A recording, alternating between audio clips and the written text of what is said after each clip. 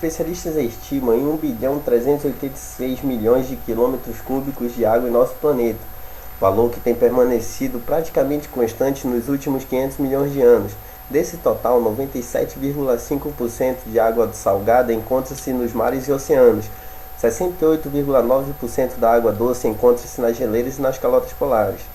Apesar do quadro de escassez verificado no âmbito mundial, avalia-se em 35% de desperdício médio de água no Brasil, e nos países desenvolvidos essa perda pode chegar até 20%.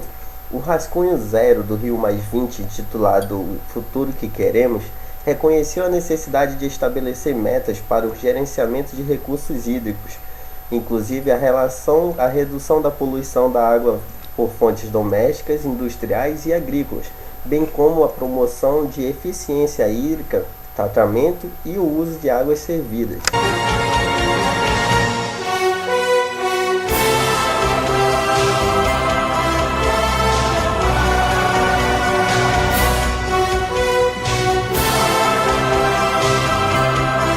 Segundo a ONU, aproximadamente 20% da população mundial não tem acesso à água potável e cerca de 40% não dispõe de água suficiente para uma estrutura adequada de saneamento básico e higiene.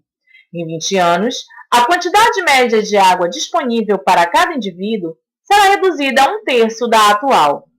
O Brasil detém cerca de 12% da água doce superficial disponível no planeta e 28% da disponibilidade nas Américas.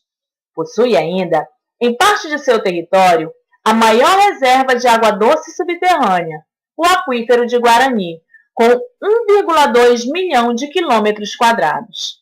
Entretanto, a distribuição geográfica desses recursos, superficiais ou subterrâneos, é bastante irregular. A região norte, com 8,3% da população, dispõe de 78% da água do país, enquanto que o nordeste, com 27,8% da população, tem apenas 3,3%.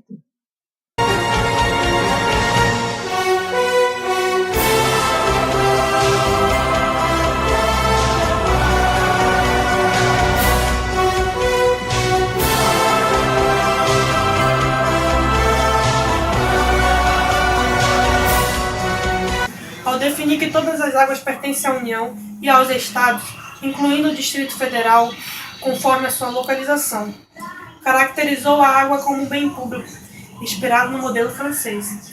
A Lei de número 9.433, de janeiro de 97, instaurou a Política Nacional de Recursos Hídricos, PNRH, que resolveu todos os problemas acerca dos conceitos de águas comuns, municipais e particulares, anteriormente previsto no Código de Águas. Entre os fundamentos da Política Nacional de Recursos Hídricos, descreveu que a água é um bem de domínio público.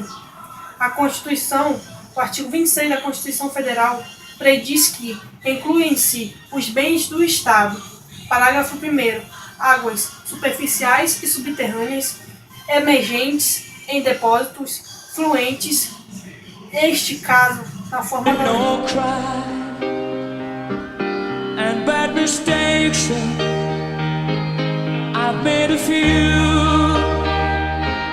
I've had my share. De 28 de dezembro de 2001, Disciplina Política Estadual de Recursos Hídricos estabelece o Sistema Estadual de Gerenciamento de Recursos Hídricos e dá outras providências, e dá outorga de direitos de uso de recursos hídricos.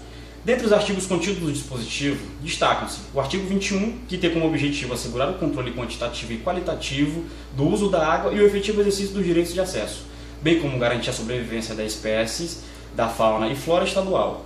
O artigo 25, que estabelece o Instituto de Proteção Ambiental do Amazonas, IPAAM, como órgão estadual gestor e responsável pela outorga de direitos de uso dos recursos hídricos de domínio do Estado e daqueles recebidos por delegação. Cabe ainda ao IPAAM validar licenças ambientais para a captação de água potável obtida de poços tubulares.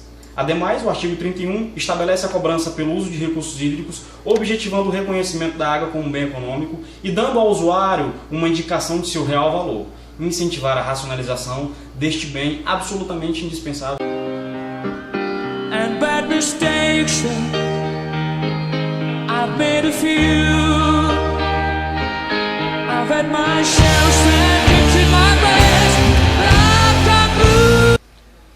De acordo com as diretrizes gerais de ação previstas no artigo 3º da Lei de Águas, é importante salientar o inciso 16, que trata do estabelecimento de cadastro de poços, inventário e cadastro de mananciais de usuários, com vistas à racionalização do uso da água subterrânea. Além disso, o artigo 47, ao tratar das águas subterrâneas, estabelece a necessidade de conservação ou manutenção do equilíbrio natural das águas subterrâneas, dos serviços públicos de abastecimento de água ou por motivos hidrogeológicos ou ambientais.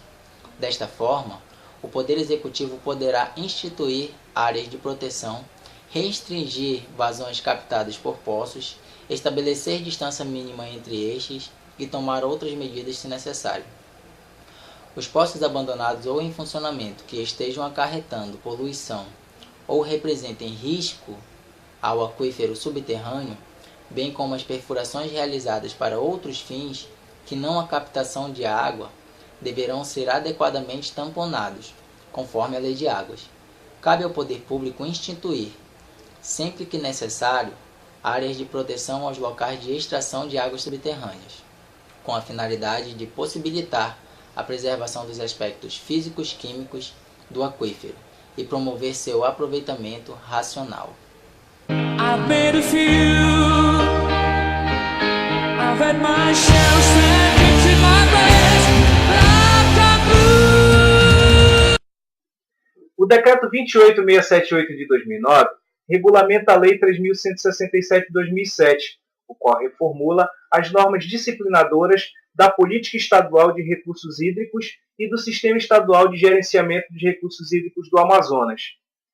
Partindo desse decreto, o inciso 22 do artigo 2º conceitua o poço tubular como uma obra de captação subterrânea, executada mediante perfuração vertical, geralmente mecanizada e de forma cilíndrica, seguindo normas da ABNT.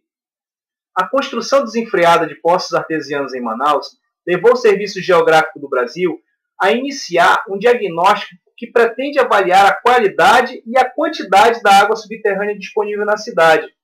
Atualmente, dos quase 15 mil poços artesianos com profundidade entre 30 a 150 metros que estão em funcionamento na capital, aproximadamente 10 mil são usados sem qualquer regramento. A maioria foi construída sem autorização dos órgãos técnicos e sem acompanhamento profissional. A crescente expansão na área urbana de Manaus tem levado a um aumento na demanda dos recursos hídricos, especialmente os recursos hídricos subterrâneos, o que leva a população a perfurar poços de maneira aleatória e, muitas vezes, em áreas vulneráveis à contaminação, comprometendo desta forma a qualidade dessas águas.